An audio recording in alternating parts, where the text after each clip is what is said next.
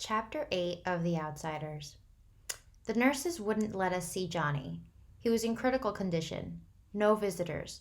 But Two-Bit wouldn't take no for an answer. That was his buddy in there, and he aimed to see him. We both begged and pleaded, but we were getting nowhere until the doctor found out what was going on. "Let them go in," he said to the nurse. "He's been asking for them. It can't hurt now." Two-Bit didn't notice the expression in his voice. "It's true," I thought numbly. "He is dying." We went in, practically on tiptoe, because the quietness of the hospital scared us.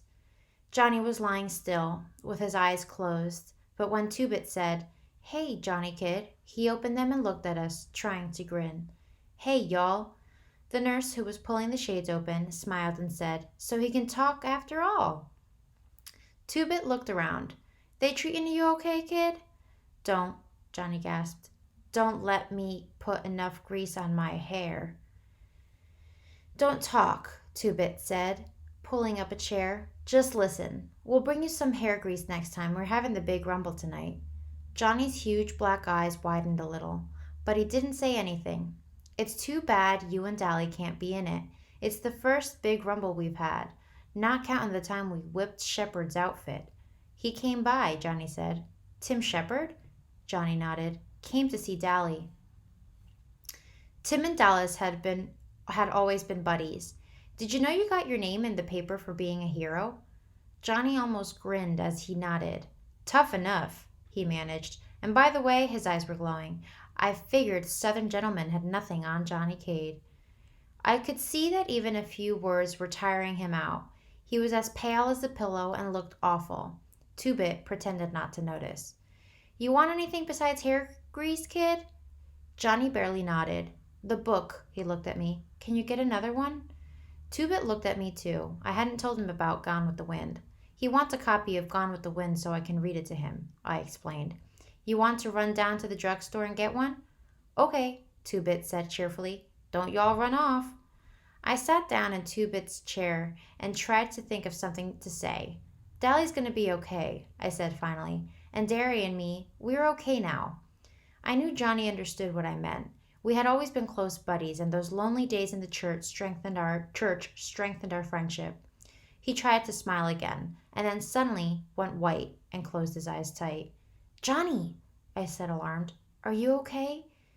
He nodded, keeping his eyes closed. "Yeah, it just hurts sometimes. It usually don't. I can't feel anything below the middle of my back." He lay breathing heavily for a moment. "I am pretty bad off, ain't I, Pony?" "You'll be okay," I said with fake cheerfulness. "You gotta be. We couldn't get along without you." The truth of that last statement hit me. We couldn't get along without him. We needed Johnny as much as he needed the gang, and for the same reason. "I won't be able to walk again," Johnny started, then faltered. "Not even on crutches. Busted my back." "You'll be okay," I repeated firmly. "Don't start crying," I commanded myself. "Don't start crying. You'll scare Johnny." "You want to know something, Pony Boy?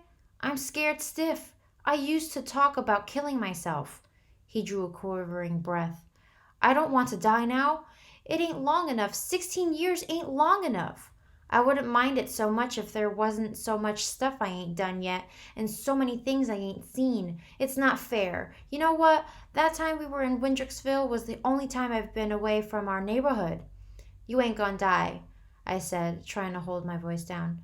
And don't get juiced up because the doc won't let us see you no more if you do. 16 years on the streets and you can learn a lot, but all the wrong things, not the things you want to learn. 16 years on the streets and you see a lot, but all the wrong sights, not the sights you want to see. Johnny closed his eyes and rested quietly for a minute. Years of living on the east side teaches you how to shut off your emotions. If you didn't, you would explode. You learn to cool it. A nurse appeared in the doorway. "Johnny," she said quietly, "your mother's here to see you." Johnny opened his eyes. At first, they were wide with surprise. Then they darkened. "I don't want to see her," he said firmly. "She's your mother." "I said I don't want to see her." His voice was rising. She's probably come to tell me about all the trouble I'm causing her and how glad her and the old man'll be when I'm dead. Well, tell her to leave me alone for once. His voice broke. For once, just to leave me alone. He was struggling to sit up, but he suddenly gasped, went whiter than the pillowcase, and passed out cold. The nurse hurried me out the door. I was afraid of something like this if he saw anyone. I ran into Two-Bit, who was coming in. You can't see him now, the nurse said, so Two-Bit handed her the book. Make sure he can see it when he comes around. She took it and closed the door behind her. Two-Bit stood and looked at the door a long time. I wish it was any one of us except Johnny, he said, and his voice was serious for once. We could get along without anyone but Johnny. Turning abruptly, he said, Let's go see Dallas. As we walked out into the hall, we saw Johnny's mother. I knew her. She was a little woman with straight black hair and big black eyes like Johnny's, but that was as far as the resemblance went. Johnny Cake's eyes were fearful and sensitive. Hers were cheap and hard. As we passed her, she was saying, But I have a right to see him. He's my son. After all the trouble his father and I have gone to raise him, this is our reward. He'd rather see those no-count hoodlums than his own folks. She saw us and gave us such a look of hatred that I almost backed up. It was your fault. Always running around in the middle of the night, getting jailed and heaven knows what else. I thought she was going to cuss us out. I really did. Two-Bit's eyes got narrow, and I was afraid he was going to start something. I don't like to hear women get sworn at, even if they deserve it. No wonder he hates your guts, Two-Bit snapped. He was going to tell her off real good, but I shoved him along. I felt sick. No wonder Johnny didn't want to see her. No wonder he stayed overnight at Two-Bit's or at our house, and slept in the vacant lot in good weather. I remembered my mother, beautiful and golden like soda, and wise and firm like dairy. Oh, Lordy! There was a catch in Two-Bit's voice, and he was closer to tears than I'd ever seen him. He has to live with that. We hurried to the elevator to get to the next floor. I hoped the nurse would have enough sense not to let Johnny's mother see him. It would kill him. Dally was arguing with one of the nurses when we came in. He grinned at us. Man, am I glad to see you. These hospital people won't let me smoke, and I want out. We sat down, grinning at each other. Dally was his usual mean, ornery self. He was okay. Shepard came by to see me a while ago. That's what Johnny said. What'd he want? Said he saw my picture in the paper and couldn't believe it didn't have wanted, dead or alive under it. He mostly came to rub it in about the Rumble. Man, I hate not being in that. Only last week, Tim Shepard had cracked 3 of Dally's ribs, but Dally and Tim Shepard had always been buddies, no matter how they fought. They were 2 of a kind, and they knew it. Dally was grinning at me. Kid, you scared the devil out of me the other day. I thought I'd kill you. Me? I said, puzzled. Why? When you jumped out of the church, I meant to hit you just hard enough to knock you down and put out the fire, but when you dropped like a ton of lead, I thought I'd aimed too high and broke your neck. He thought for a minute. I'm glad I didn't, though.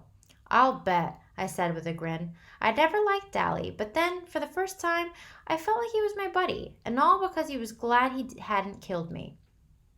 Dally looked out the window. He sounded very casual. How's the kid?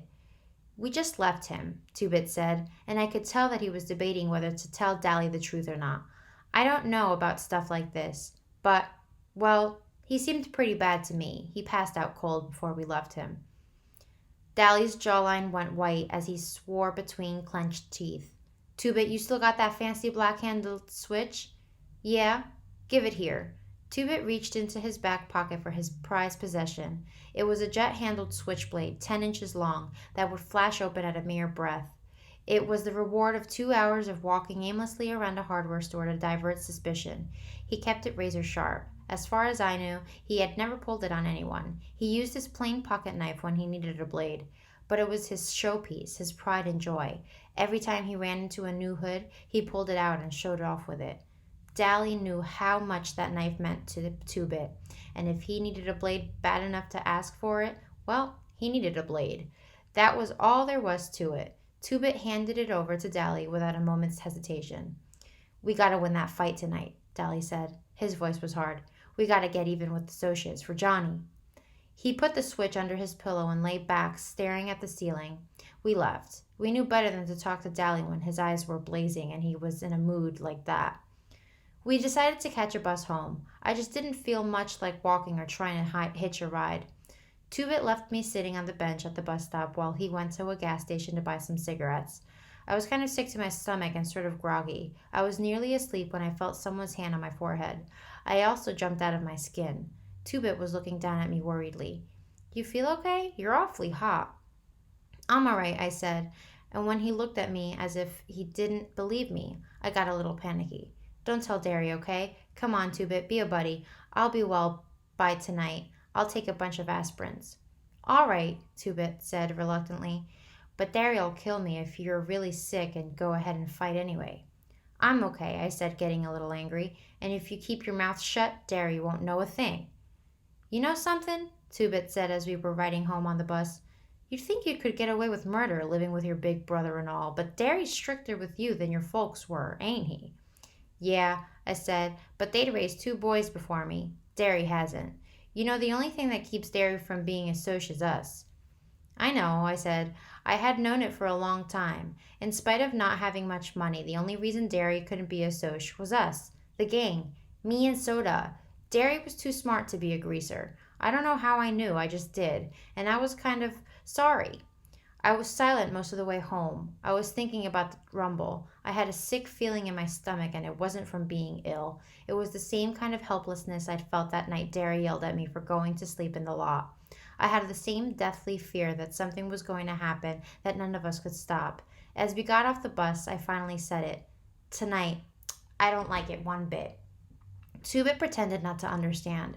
I never knew you to play chicken in a rumble before, not even when you was a little kid.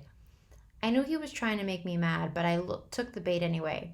I ain't chicken, Tubit Matthews, and you know it, I said angrily. Ain't I a Curtis, same as Soda and Derry? Tubit couldn't deny this, so I went on. I mean, I got an awful feeling something's gonna happen. Something is gonna happen. We're gonna stomp the Socia's guts, that's what. Tubit knew what I meant, but doggedly pretended not to. He seemed to feel that if you said something was all right, it immediately was, no matter what. He's been that way all his life, and I don't expect he'll change. Soda Pop would have understood, and we would have tried to figure it out together. But Tubit just ain't Soda, not by a long shot. Cherry Valance was sitting in her Corvette by the vacant lot when we came by. Her long hair was pinned up, and in daylight she was even better looking. That Stingray was one tough car, a bright red one. It was cool. Hi, Pony Boy, she said. Hi, Tubit. Tubit stopped. Apparently, Cherry had shown up there before during the week Johnny and I had spent in Windricksville. What's up with the big times? She tightened the strings on her ski jacket. They play your way. No weapons. Fair deal. Your rules. You sure? She nodded. Randy told me. He knows for sure. Tubit turned and started home. Thanks, Cherry. Pony Boy, stay a minute, Cherry said. I stopped and went back to her car. Randy's not going to show up at the rumble. Yeah, I said. I know. He's not scared. He's just sick of fighting Bob. Bob, she swallowed, then went on quietly. Bob was his best buddy since grade school. I thought of Soda and Steve. What if one of them saw the other killed? Would that make them stop fighting? No, I thought. Maybe it would make Soda stop, but not Steve. He'd go on hating and fighting. Maybe that was what Bob would have done if it had been Randy instead of him. How's Johnny? Not so good, I said. Will you go up to see him? She shook her head. No, I couldn't. Why not? I demanded. It was the least she could do. It was her boyfriend who had caused it all, and then I stopped. Her boyfriend. I couldn't, she said in a quiet, desperate voice. He killed Bob. Oh, maybe Bob asked for it. I know he did, but I couldn't ever look at the person who killed him. You only knew his bad side. He could be sweet sometimes, and friendly. But then he got drunk. It was that part of him that beat up Johnny. I knew it was Bob when you told me the story. He was so proud of his rings. Why do people sell liquor to boys? Why? I know there's a law against it, but kids get it anyway. I can't go see Johnny. I know I'm too young to be in love and all that, but Bob was something special. He wasn't just any boy. He had something that made people follow him, something that marked him different, maybe a little better than the crowd. Do you know what I mean? I did. Cherry saw the same thing in Dallas. That was why she was afraid to see him, afraid of loving him. I knew what she meant, all right, but she also meant she wouldn't go see Johnny because he had killed Bob. That's okay, I said sharply. It wasn't Johnny's fault Bob was a booze hound and Cherry went for boys who were bound for trouble.